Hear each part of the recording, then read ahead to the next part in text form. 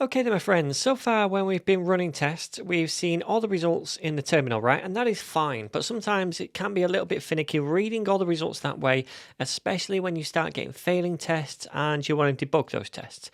So for that reason, I want to show you two visual tools we can use with Vitest, which helps to visualize tests a little bit more and helps us to pinpoint where exactly tests might be failing. So the first one I want to show you is the Vitest UI package, which we need to install into the project.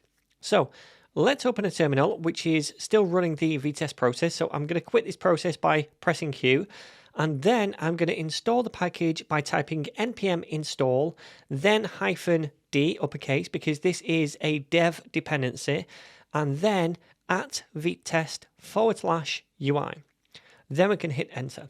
And then while that's going on, I'm going to head to the package.json file and I'll add another script to the script property. And this time I'm going to call it test-UI. For the value, we'll say Vitest, and then we'll use the UI flag with 2 dashes.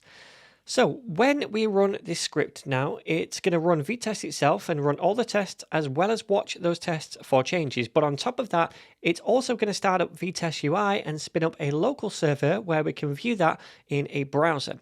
So let's come to the terminal and try running this by typing npm run and then the script name, which was test-UI, and then hit enter.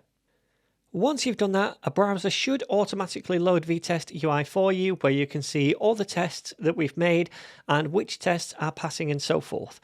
So on the left over here, we can see a kind of file tree, I guess, which shows us all the test files that we have.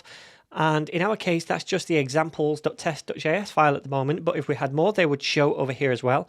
We can expand this file, and when we do that, we can see all the test suites inside the file. So we have the longest string one, the isPrime one, and the shipping cost one as well.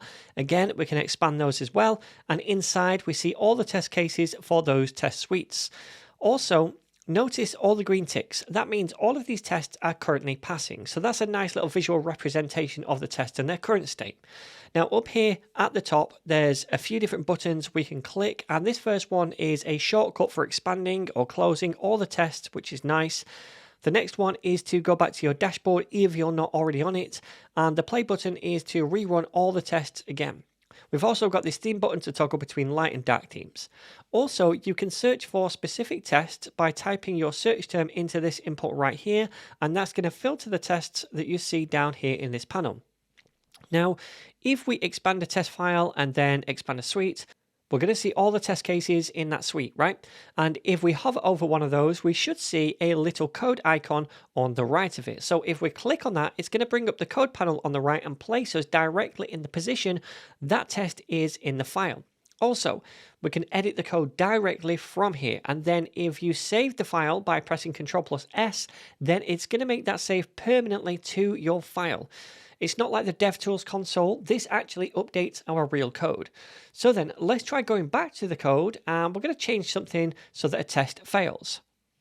All right then, so I'm just in the examples.js file, and I'm going to come to this longest string function, and I will change the return down here from string 1 to string 2. And when I save that, it should mean that several tests now fail. And now in Vitest UI, we can see on the dashboard that 3 tests are failing. If we look over here, we've got some tests that are red as well with a cross next to them. So if we open up this test case, we can see these 3 tests are now failing right here. And if we click on one of those, again, it highlights where it's failing with a message as well. It says in this case, it expected Snorlax to be Pikachu, okay? And down here, it expected Pidgey to be Ditto. But because we're returning string 2 constantly, that's why these errors are occurring.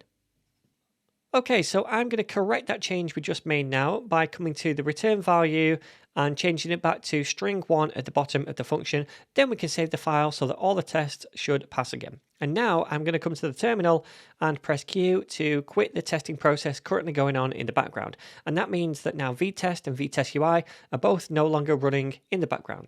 All right, so that's Vitest UI. It allows us to view, run, and even make changes to the tests in a friendly interface in a browser. Next up, I want to show you an alternative UI tool for Vitest, and that is the Vitest VS Code extension. So then to install this, go to your extensions by clicking on this button, and then you just want to search for Vitest. And it's the official Vitest plugin that you want. So make sure you find the one that says Vitest.dev underneath it with a little blue tick icon. Anyway, install that by clicking on the install button right here. Mine says enable because I already had this package installed, so I'm just going to re-enable it right now. And once it's installed, you should see a little Flask icon appear in the sidebar over here, which you can click on now to open the testing panel. If you don't see that, just restart VS Code. Then you should. Anyway, inside this panel, you can see the same kind of tree-like structure of test, which you can expand by clicking on the little arrows next to each one. And again, you should see little green ticks next to each test that passes, right? Currently, they're all green because they're all passing. Now, if I hover over this root test option right here, then I should see a bunch of icons or buttons appear on the right. The play button on the left, if you click it, will rerun all the tests in every file. So if I click on that now, you should see a little flicker of green ticks while they all get rerun. If you press the play button over a single suite, then it's only going to rerun the tests in that suite. Also, we can click on the little I button and that toggles on watch mode or continuous run mode, as it says here. And that means whenever we make changes to the files and save, it's going to rerun those tests automatically for us. So I'm going to keep this option toggled on for now. And by the way, you can do this on a file by file or suite by suite or test by test basis as well, because you can toggle this option next to each one. I'm just going to keep it toggled on at the root for now so that every test gets rerun when I make changes. You can also rerun all the tests by clicking on this double play button up at the top as well. And you can filter the tests that you see here by searching for one in this search input, much like we could in Vitest UI.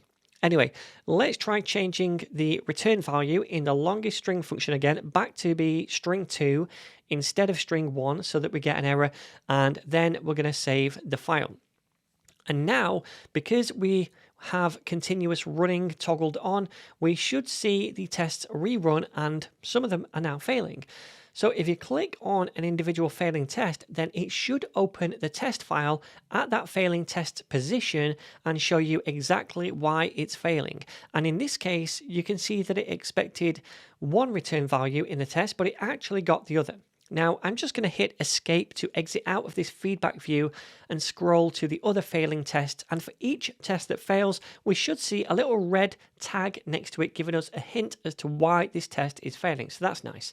Also, we should see little red crosses as well in the gutter next to every failing test too, and then green ticks next to every test that passed.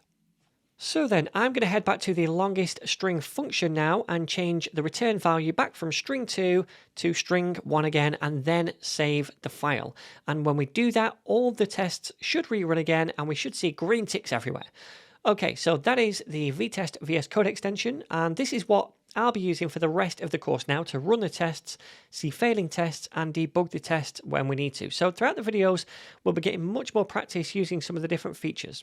But by all means, use the Vitest UI package if you prefer, or even none of the UI tools, and just stick to running the standard test command in the terminal. It's entirely up to you. Anyway, in the next lesson, I want to move on and talk about something called test-driven development.